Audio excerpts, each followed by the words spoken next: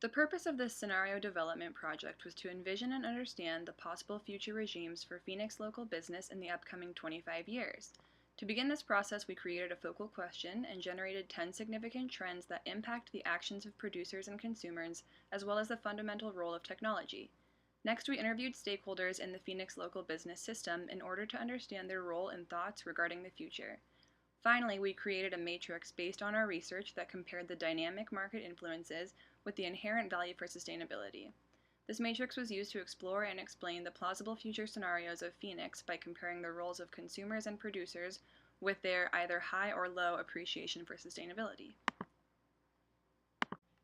We began this assignment by creating a focal question. What will local business in Phoenix look like in 25 years? To answer this question, we would have to start by asking more practical questions to see what markets look like and how people are involved in or utilizing them. We asked them questions about the function of producers and consumers of Phoenix. Who is the main force behind the evolution of business? We also examined the globalization and international connectivity of the city's industries. Is there a significant level of foreign firms, or are there international customers purchasing products from Phoenix? The magnitude and use of e-commerce was also important. How are people buying most of their products, and what form of sales is dominating markets? Finally, we analyzed the role of sustainability. Are consumers making sustainable purchases, or is the influence of sustainability growing in Phoenix local business?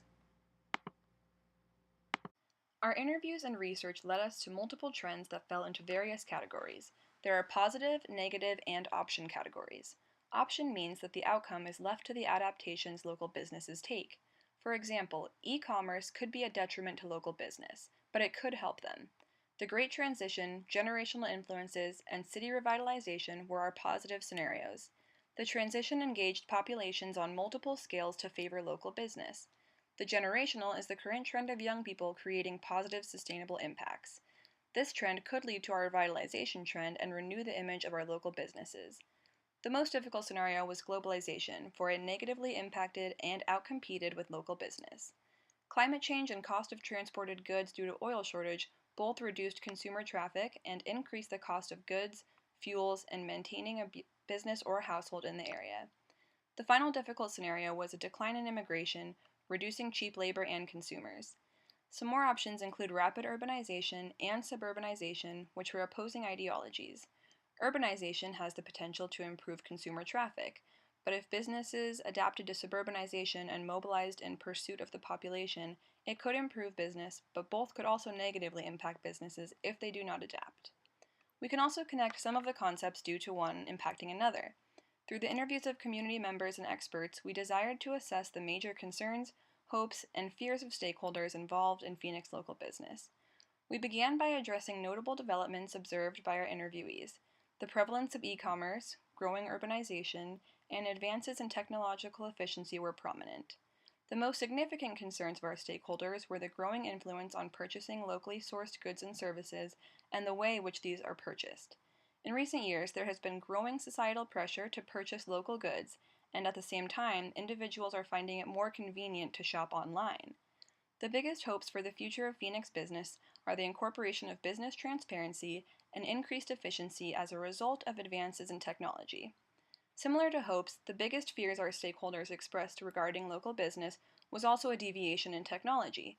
The difference is that growing technology can improve efficiency, but can also decrease sales in brick-and-mortar stores.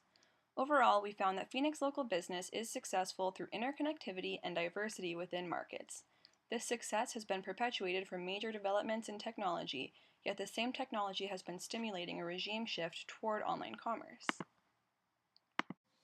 In order to understand the impacts of these four future scenarios, one must understand the two key drivers and their relations to one another.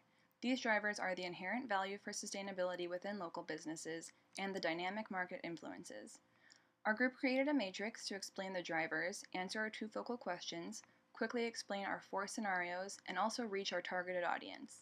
The four sections of the matrix describe the high inherent value for business sustainability with its influence on the consumer component within local business, low inherent value for business sustainability with its influence on the consumers, the high inherent value and its business sustainability impact upon producers, and finally, low inherent value for sustainability business affects producers with the dynamic market. In order to explain these impacts, we created 4 possible scenarios. Our first scenario is Millennials Market, the new age. This is where consumer trends dictate the future success of local businesses, will rely on their ability to embrace technology and promote a sustainable culture within the community. Second scenario is Green is no longer the new black. This scenario describes the future of what local business within Phoenix would look like if the popular green movement crashed. Next is the sustainable production is key. This scenario describes the local business owners taking advantage of the high usage of sustainable technology and local production in order to positively affect the producer. Last scenario describes the businesses that have decided sustainable practices are too expensive and prevent them from competing in the larger economy. In order to become successful, small business won't be able to afford to use sustainable sources and produce materials. We then compiled a list of our scenario's strengths, weaknesses, opportunities, and threats in order to more fully understand what is coming from this scenario planning. In the sustainable production is key scenario, one of the strengths included that it kept costs lower and was highly innovative. A weakness was that the finance and income of the business owner will be limited. Some opportunities we saw were creating strong relationships within the community and with clients, but a threat is that the business will be competing with large companies who sell products at a lower price. In the green is not the new black scenario, one strength is that e-commerce will become much more resilient due to increased participation, but a weakness is that Phoenix supply chains might be less resilient. An opportunity is that the improved market competition could mitigate unsustainable monopolized businesses, while a threat could be that this scenario will lead to long-term damage to the production of resources. In the no risky business scenario, one of the strengths was that businesses were able to compete in the global economy by keeping their costs low. A weakness was that product sourcing was limited and unsustainable. An opportunity was that these low costs allowed businesses to expand and diversify their range of products, but a threat was that any changes to the current system would seriously disrupt local business. In Millennials Market, the new age scenario, a strength is that sustainable business practices within the company reduce physical waste and saves them money, while a weakness was it could be less resilient to changes in consumer trends. An opportunity is that it could encourage millennials to shop locally, but a threat of existing shopping giants like Amazon are fierce competition. This process has presented local businesses in Phoenix with a wealth of knowledge on current trends and possible future scenarios. The final step now is to help identify just what this information means for them and where to take it from here. The most important thing we can do to help our client, local businesses here in Phoenix, is to use this data to become more resilient to the changes in consumer trends, the globalizing economic market, and the social community as well as physical environment of the Phoenix metropolitan area. One of the key themes in our research is the prevalence of e-commerce and the growing reliance on technology among the millennial generation. In order to keep up with the competition of big business chains, local business will need to have a strong online presence. We highly recommend local businesses present the option to sell their products and services online, but another important tool is the use of social media accounts to stay in touch with our consumer base.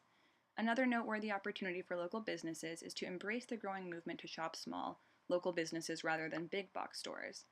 Local business has an advantage here because they can allow themselves to be more transparent to their customers and support the local economy by providing jobs and investing profits back into the Phoenix metropolitan area.